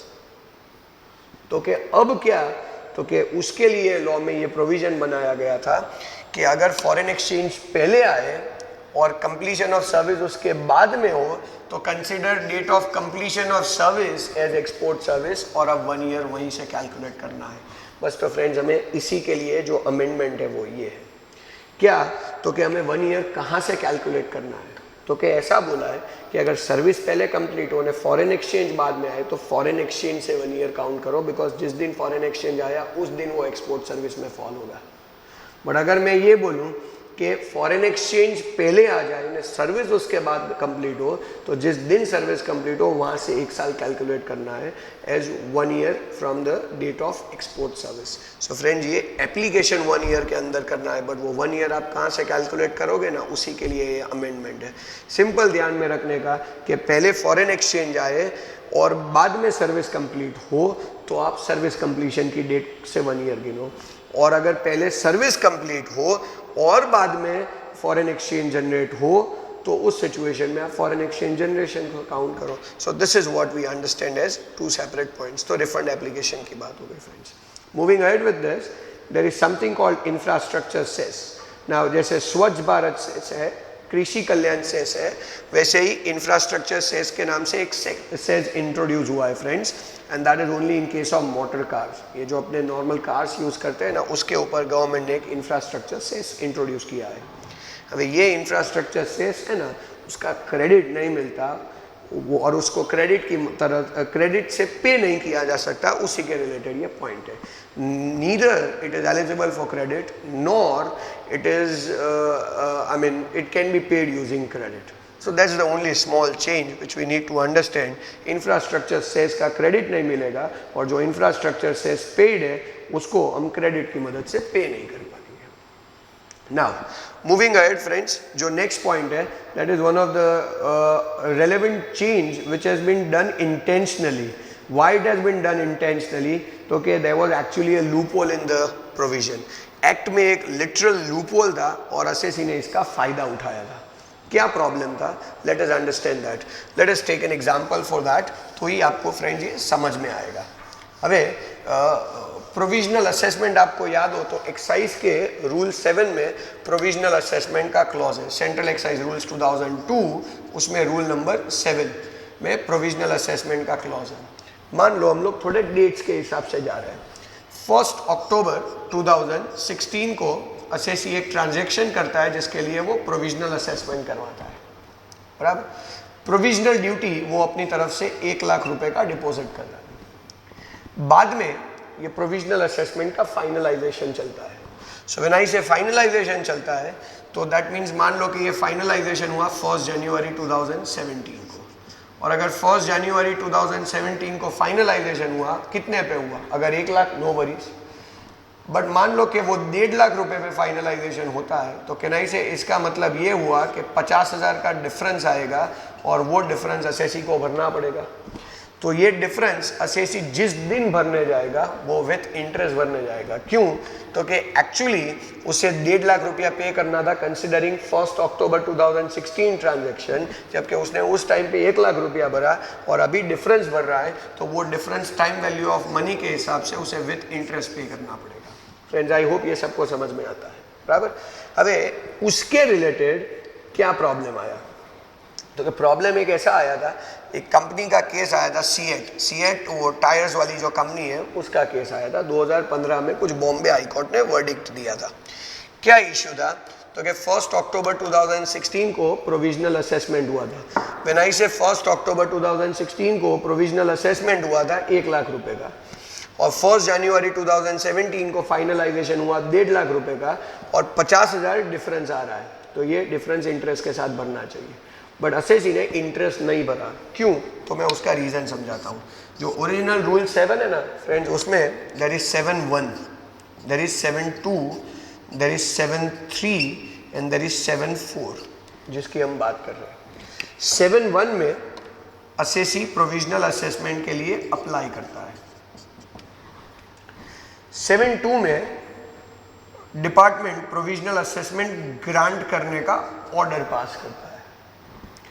7.3 में उसके फाइनलाइजेशन होता है और 7.4 में जो भी डिफरेंस अराइज हो उसका एडजस्टमेंट होता है। Friends mark what I am saying, जो 7.3 है ना उसके वर्डिंग्स और 7.4 के वर्डिंग्स। 7.3 में फाइनलाइजेशन ऑर्डर आता है, बराबर। उसके अगेंस्ट में 7.4 में ऐसा लिखा गया है कि consequent to the finalisation order passed under rule 7 sub rule 3, consequent to the finalization order passed under rule 7 sub rule 3, if additional duty becomes payable then it shall be paid along with interest. वापस बोल रहा हूँ, consequent to the finalization order passed under rule 7 sub rule 3, if additional duty becomes payable then it shall be paid along with interest. હવે क्या तो के friends हुआ ये कि यहाँ पे 1 अक्टूबर 2016 को प्रोविजनल असेसमेंट हुआ, 1 जनवरी 2017 को फाइनलाइजेशन हुआ, दैट मीन्स ये 7.3 हुआ ना, और डिफरेंस आया 50,000। तो consequent to this finalization order the difference of 50,000 is payable and as it is payable it shall be paid along with interest. The simple interpretation is given. But what assessee did, provisional assessment 1 lakh रुपए pay किया था, finalisation order आए ना उसके पहले ही शायद assessee को ये आइडेंटिफाई हो चुका था कि जिस दिन फाइनलाइजेशन ऑर्डर आएगा उस दिन 1.5 लाख का ही आने वाला है। तो उसने ये सोचा कि then why should I wait. तो मान लो कि 1 जनवरी 2017 को जो फाइनलाइजेशन ऑर्डर आता है ना उसके अगले दिन, प्रीवियस डे सॉरी, 31/12/2016 को असेसी जाके 50,000 भर देता है। अगर 31 दिसंबर 2016 को असेसी जाके 50,000 रुपया भर देता है और फिर फाइनलाइजेशन ऑर्डर पास होता है 1.5 लाख रुपए के ऊपर, तो क्या consequent to this finalization order whether any additional duty is getting payable, is becoming payable? Friends, answer is no, because finalization order जिस amount पे आया है वो amount तो असेसी ऑलरेडी डिपॉजिट करवा चुका है। अबे अगर तुम लॉजिकली सोचो तो असेसी को जो पैसा 1 अक्टूबर के ट्रांजैक्शन को कंसिडर करके भरना था वो पैसा उसने 31 दिसंबर को ऑलरेडी भर दिया है। पर भरा 31 दिसंबर को ना, तो थोड़ा तो डिले हुआ ना, महीना 2 महीना 3 महीना, जितना डिले हुआ उस पीरियड का असेसी को इंटरेस्ट भरना चाहिए, बट वो नहीं भर रहा है। क्यों नहीं भर रहा है? तो क्या 7.4 में ऐसा लिखा है क्या? तो क्या consequent to the finalisation order passed under rule 7 sub rule 3, if additional duty becomes payable then it shall be paid along with interest. Now here consequent to the finalization order nothing is becoming payable. Why? तो कि everything is paid in advance. So if nothing is becoming payable then there is no question of paying the differential amount with interest. એટલે logically speaking assessee को 1 अक्टूबर के बाद जो 31 दिसंबर को duty भरा था वो उतने दिन के इंटरेस्ट के साथ भरना था, बट असेसी ने वो इंटरेस्ट को स्ट्रेट अवे इवेड कर दिया, या रादर उससे वो बाहर आ गया। क्यों? तो क्या consequent to the finalisation order nothing is becoming payable. Friends, जैसे ही 2015 में ये सीएट का वर्डिक्ट आया, फाइनेंस एक्ट 2016 से ये अमेंड हुआ। क्या अमेंड हुआ? तो क्या एक सिंपल लाइन ऐड हो गया। क्या?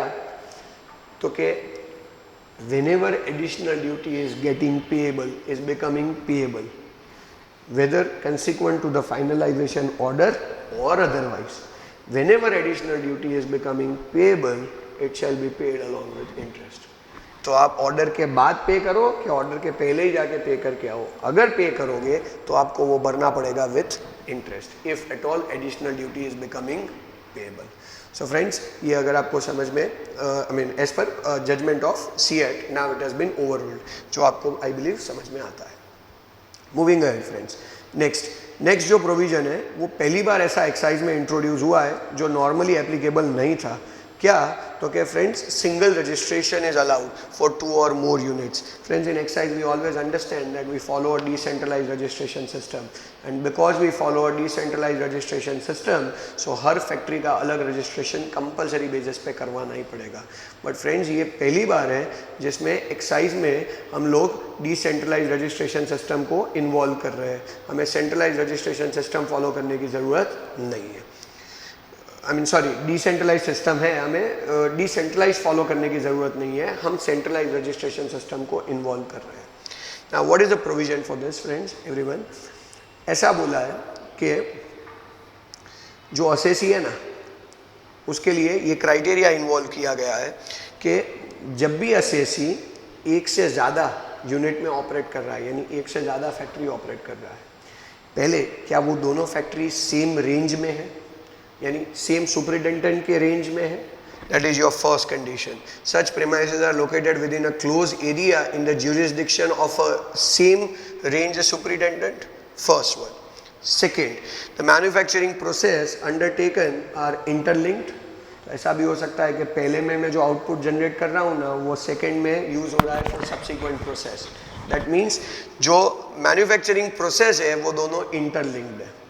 Third one, units are not operating under any of the area based exemption. माने आप कोई भी यूनिट के ऊपर एरिया बेस्ड एग्जम्पशन क्लेम नहीं कर रहे. और fourth point, there is proper accounting of the movement of goods from one unit to another. 4 condition है फ्रेंड्स. दोनों यूनिट सेम सुपरिटेंडेंट के रेंज में होने चाहिए. दूसरा, जो गुड्स आप बना रहे हो, मैन्युफैक्चरिंग प्रोसेस आप कंडक्ट कर रहे हो, वो इंटरलिंक्ड होना चाहिए. तीसरा, units are operating under area, units are not operating, either of them are not operating under area based exemption.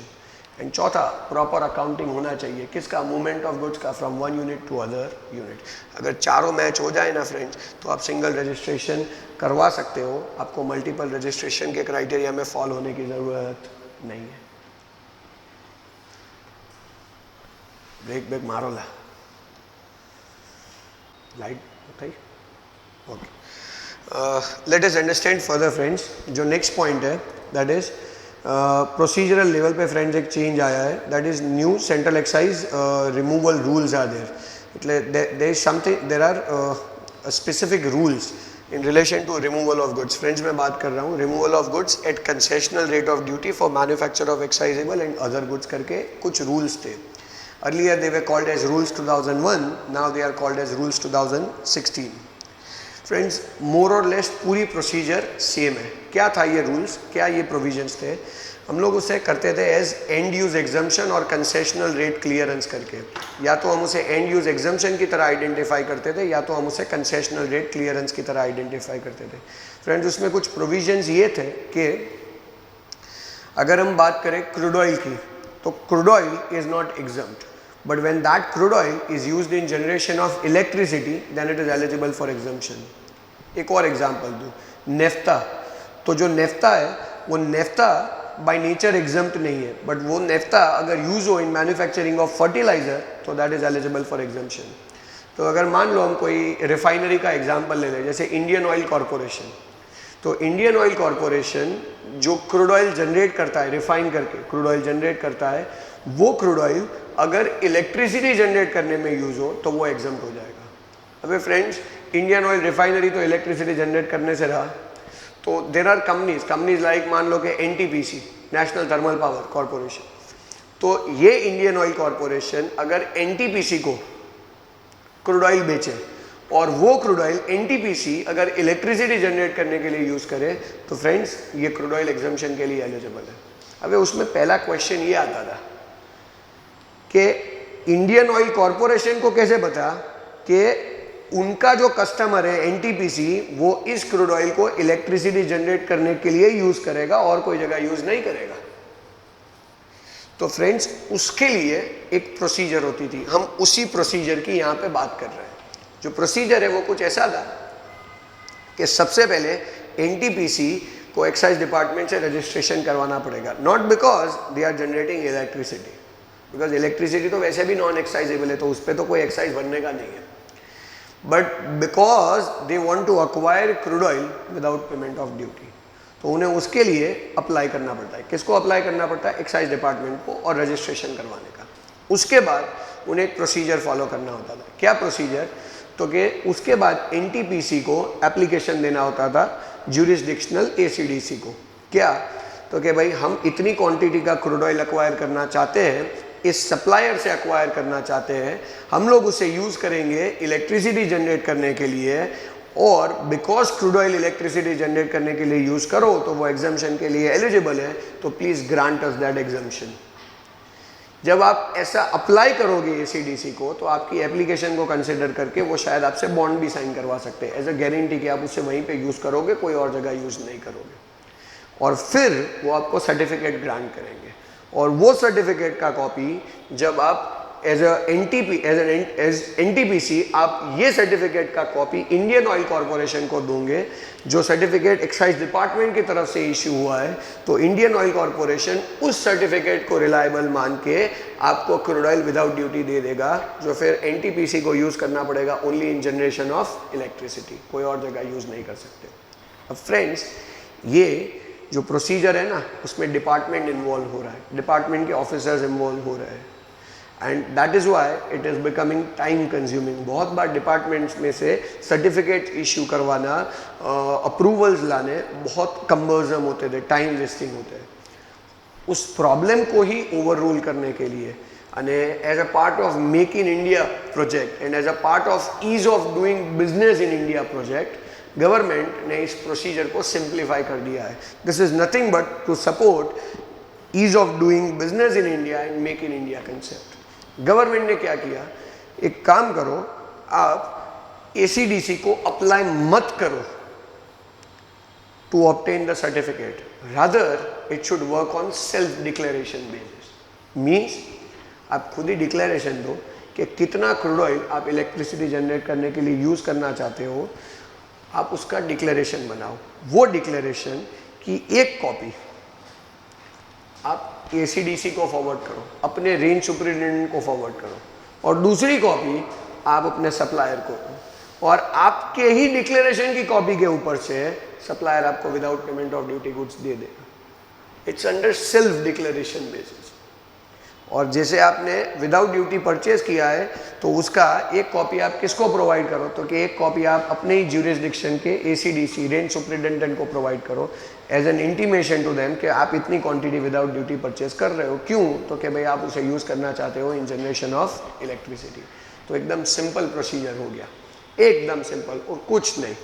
पहले आप उनको अप्लाई करते थे, वो सर्टिफिकेट देते थे, फिर उस सर्टिफिकेट की कॉपी आप अपने सप्लायर को देने जाते थे। अब ऐसा करना ही नहीं, you don't have to apply them, it's completely under self declaration basis.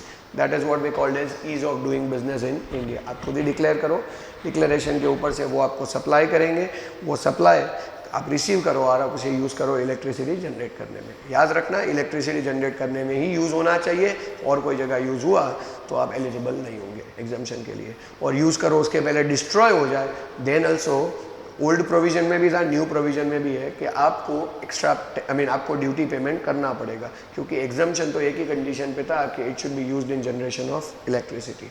ध्यान रखना फ्रेंड्स, इसमें दो चीज़ें बहुत ज़्यादा ज़रूरी है, एकदम इम्पॉर्टेंट है। क्या?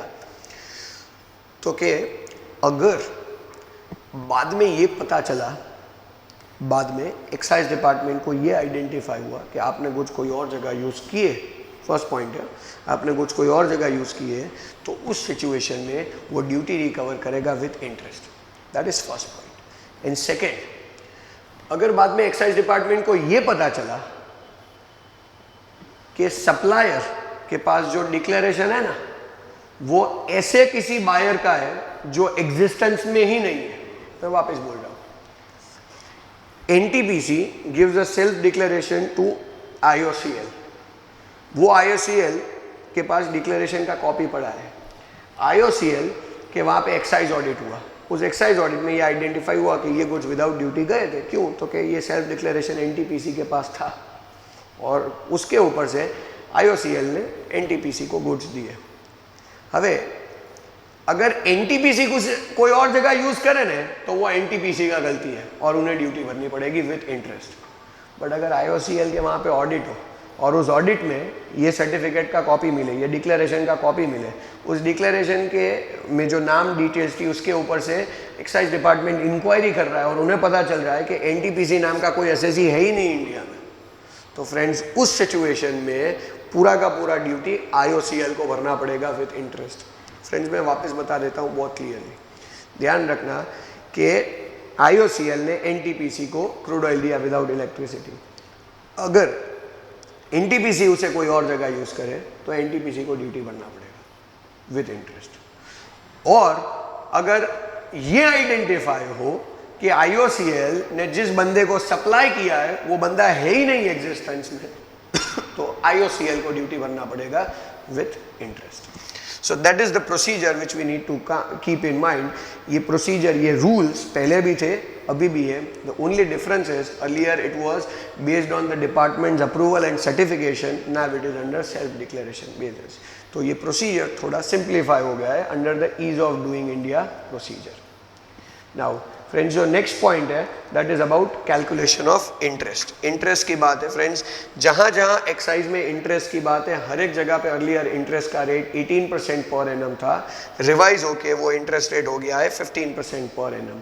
But please keep that in mind that it has been effective from a particular date. So जिस दिन से वो इफेक्टिव हुआ है ना फ्रेंड्स, उस दिन से ही उस इंटरेस्ट के कैलकुलेशन को हम ध्यान में रखेंगे। माने अगर ये 1 अप्रैल 2016 से इम्प्लीमेंट हुआ है तो आपको देखने का क्वेश्चन में कि कौन सा ड्यूटी का पेमेंट डेट था। फॉर एग्जांपल अगर मेरा ड्यू डेट ऑफ पेमेंट 6 जनवरी 2016 हो और मैं ये ड्यूटी भर रहा हूँ समवेयर इन जुलाई 2016, तो जनवरी 2016 से जुलाई 2016 में मुझे इंटरेस्ट रेट को डिवाइड कर देना पड़ेगा। जनवरी से 31 मार्च तक के पीरियड का इंटरेस्ट मुझे 18% पे गिनना पड़ेगा, सेम अमाउंट पे 18% पे गिनना पड़ेगा, और 1 अप्रैल से जुलाई तक का पीरियड सेम अमाउंट पे मुझे 15% गिनना पड़ेगा। ये कोई रेट्रोस्पेक्टिव इंटरेस्ट रेट अमेंड नहीं हुआ है। This interest rate has been amended but with a prospective effect, not with retrospective effect. But हाँ, सब जगह पे interest rate 18 से 15 हो गया। क्यों? तो कि friends as we understand market में कॉन्स्टेंटली रेपो रेट गिर रहा है, बैंक रेट गिर रहा है, इन्फ्लेशन का रेट गिर रहा है, फंडिंग चीपर हो रहा है, फाइनेंस सस्ता हो रहा है, तो इंटरेस्ट रेट भी साथ में 18% से 15% हो रहा है। और सेम वे एक और जगह इंटरेस्ट का पॉइंट है जो उसके इमीडिएट नेक्स्ट पॉइंट है, that is about interest payable on diversion of goods which were warehouse for export for home consumption. माने अगर हम गुड्स वेयरहाउस में ले जाए ये बोल के कि हम लोग गुड्स एक्सपोर्ट करेंगे बाद में, तो हम लोग विदाउट ड्यूटी ले गए और बाद में वो गुड्स हम डाइवर्ट कर दे और डोमेस्टिक मार्केट में बेच दे, तो उस सिचुएशन में जितने पीरियड के लिए हमने वेयरहाउस में रखा वो पीरियड डीले का पीरियड माना जाएगा और डिपार्टमेंट उस पीरियड का इंटरेस्ट लेता है। वो इंटरेस्ट पहले 24% पर एनम था, अब यहाँ पे वो भी 15% पर एनम हो गया है। So interest everywhere been reduce to 15% per annum. भले वो पहले ज़्यादा होता था बट अब 15% पर एनम के केस में आ गया है। देन जो फ्रेंड्स नेक्स्ट पॉइंट है वो तो एक सिंपल क्लैरिफिकेशन है। व्हेन आई से this clarification it is about coconut oil. Friends पहले एक ऐसा नोट था, किधर नोट था? सेंट्रल एक्साइज टैरिफ एक्ट में जो फर्स्ट शेड्यूल है, उस फर्स्ट शेड्यूल में अलग अलग गुड्स है, उसमें एक चैप्टर 33 आता था जो बात करता है cosmetics and hair oil and उन सब प्रोडक्ट्स के रिलेटेड। वहाँ पे एक नोट था कि coconut oil packed in a small size कितना, तो कि 200 ml का कुछ स्मॉल साइज है। So when it will be packed in less than 200 ml packet and is put up for retail sale, तो उसका क्लासिफिकेशन ऑलवेज हेयर ऑयल में होना चाहिए, ऐसा एक नोट लिखा हुआ था। Friends that note has been removed. तो इसका कोई पर्टिकुलर इंडस्ट्री के रिलेटेड बात करें तो ठीक है, इसका इंपॉर्टेंस है, बाकी प्रैक्टिकल वर्ल्ड में या एग्जाम के रिलेटेड इसका एक लेवल से ज़्यादा कोई इंपॉर्टेंस नहीं है।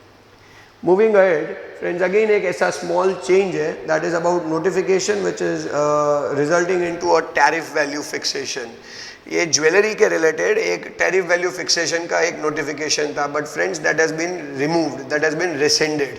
सो अब ज्वेलरी के ऊपर आपको टैरिफ वैल्यू फॉलो करने की ज़रूरत नहीं है, आप सिंपल ट्रांजेक्शन वैल्यू फॉलो कर सकते हो।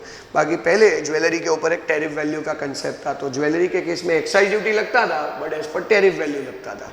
अब ज्वेलरी के केस में एक्साइज ड्यूटी लगता है but as per transaction value लगता है। तो बस वो एक स्मॉल रेलेवेंट चेंज है जिसको हम एक लिमिट से ज़्यादा कंसिडर नहीं करते।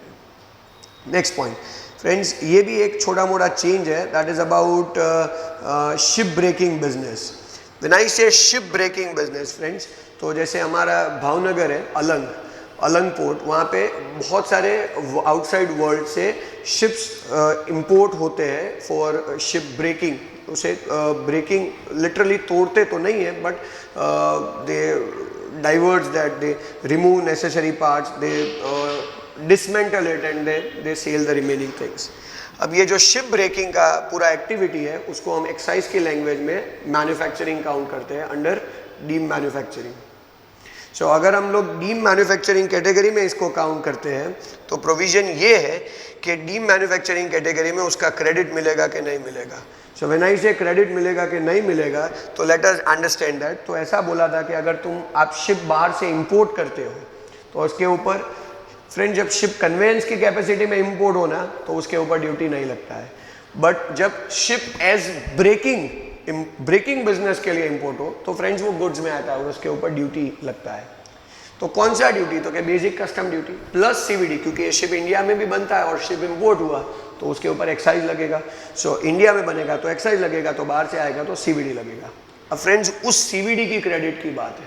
जो ओल्ड प्रोविजन है वो ये है कि सीवीडी की क्रेडिट आपको मिलेगी बट खाली 85% तक मिलेगी, जबकि ये प्रोविजन अब निकाल दिया गया है। क्यों निकाल दिया गया है? तो कि फ्रेंड्स उसका रीज़न है कि जब हम बाहर से शिप ला के ब्रेक करते हैं ना, तो उसमें से वेस्ट जनरेट होता है और उस वेस्ट वाले पोर्शन के ऊपर एक्साइज ड्यूटी नहीं लगता है। એટલે नॉर्मल अजम्पशन यहाँ पे कुछ ऐसा माना जाता है कि जो टोटल उसका वैल्यू होगा उसमें 15% वेस्ट के फॉर्म में जाएगा एंड 85% वो मैन्युफैक्चरिंग की लैंग्वेज में फॉल हो जाएगा, तो उसके ऊपर एक्साइज ड्यूटी भरना पड़ेगा। तो बिकॉज तुम 85% पोर्शन पे एक्साइज ड्यूटी लगाते हो तो तुम्हें सीवीडी का 85% का क्रेडिट मिलता था। बट अभी एक साल पहले एक सर्क्यूलर के थ्रू ये बताया गया कि ये शिप ब्रेकिंग में जो वेस्ट जनरेट होगा ना, माने जो प्रोडक्ट जनरेट होगा उस पर तो एक्साइज लगेगा ही, बट जो वेस्ट जनरेट होगा ना उसके ऊपर भी एक्साइज ड्यूटी लगेगा। और अगर उसको भी एक्साइज के प्रोविजन में काउंट कर रहे हैं तो फ्रेंड्स सामने उसका क्रेडिट भी इक्वल बेसिस पे अलाउ होना चाहिए। तो उसी रीज़न से ये प्रोविजन यहाँ पे इंट्रोड्यूस किया। क्या?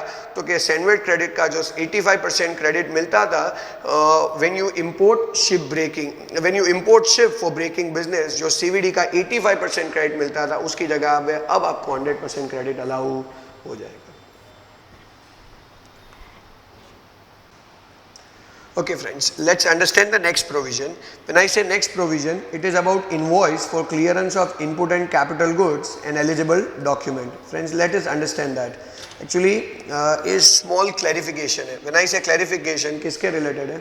तो friends अभी हमने जो थोड़ी देर पहले एक point discuss किया था कि input और capital goods अगर हम remove करें as such, तो अगर हम input और capital goods remove करें ना as such, तो हमने जितना credit लिया है ना उसके इक्वल अमाउंट पे करना होता है। हम इनपुट और कैपिटल गुड्स को रिमूव करें एज सच, तो हमने उन इनपुट और कैपिटल गुड्स के ऊपर जितना क्रेडिट लिया है उसके इक्वल अमाउंट पे करना होता है, बराबर। और हम जितना अमाउंट पे करें उसका क्रेडिट हमारे कस्टमर को मिलता है। उसके लिए सैंडविच में एग्जिस्टिंग रूल्स है। रूल नंबर 3 सब रूल 5 बात करता है कि आपने जब गुड्स को रिमूव किया तो आपने जितना क्रेडिट लिया उसके इक्वल अमाउंट आप पे करो। और रूल 3 सब रूल 6 है जो ये कहता है कि आप जितना क्रेडिट रिवर्स करोगे, यानी आप जितना अमाउंट इक्वल अमाउंट पे करोगे रिवर्सल के लिए, उसका क्रेडिट कस्टमर को मिल जाएगा। अब फ्रेंड्स क्वेश्चन ये है कि 3.5 और 3.6 तो बहुत क्लियर है कि आप यहाँ से इक्वल अमाउंट पे करके रिवर्सल करो, और 3.6 कहता है कि आप जितना रिवर्सल करोगे उतना सामने वाला क्रेडिट ले जाएगा। बट प्रोसीजरल लेवल पे यहाँ पे प्रॉब्लम आ रहा था। क्यों? तो कि हम जितना इक्वल अमाउंट पे करके रिवर्सल करेंगे उसका क्रेडिट सामने वाले को मिलेगा, कौन से डॉक्यूमेंट के ऊपर से मिलेगा? तो कि ये बोला गया है यहाँ पे कि हम जो रिवर्सल करेंगे यानी इक्वल अमाउंट पे करेंगे वो अपने इनवॉइस में हम नीचे नोट के फॉर्म में डिटेल के फॉर्म में मेंशन कर देंगे कि यहाँ पे इतनी अमाउंट का क्रेडिट रिवर्स हुआ इक्वल अमाउंट का, और उसी इनवॉइस के ऊपर से सामने वाला कस्टमर क्रेडिट ले जाएगा। ये एक सिंपल क्लैरिफिकेशन लाया गया है कि हम जितना यहाँ पे क्रेडिट रिवर्स करेंगे सामने वाला क्रेडिट ले जाएगा। तो सामने वाले के लिए क्रेडिट ले जाएगा वो रूल 3 सब रूल 6 तो था ही, बट उसके लिए एलिजिबल डॉक्यूमेंट कौन सा है वो क्रेडिट लेने के लिए, तो कि हमारा ही इनवॉइस। नॉर्मली फ्रेंड्स मैन्युफैक्चरर का इनवॉइस होता है in relation to output manufactured goods, but यहाँ पे मैन्युफैक्चरर का invoice in relation to input और capital goods removed as such, but manufacturer के इनवॉइस के ऊपर से सामने वाला क्रेडिट ले पाएगा। So this is a small clarification which has been brought over here. Moving ahead, next point is certificate issued by an appraiser of a valid certificate issued by an appraiser of customs will be considered as one of the valid document. Friends, ये कब आता है?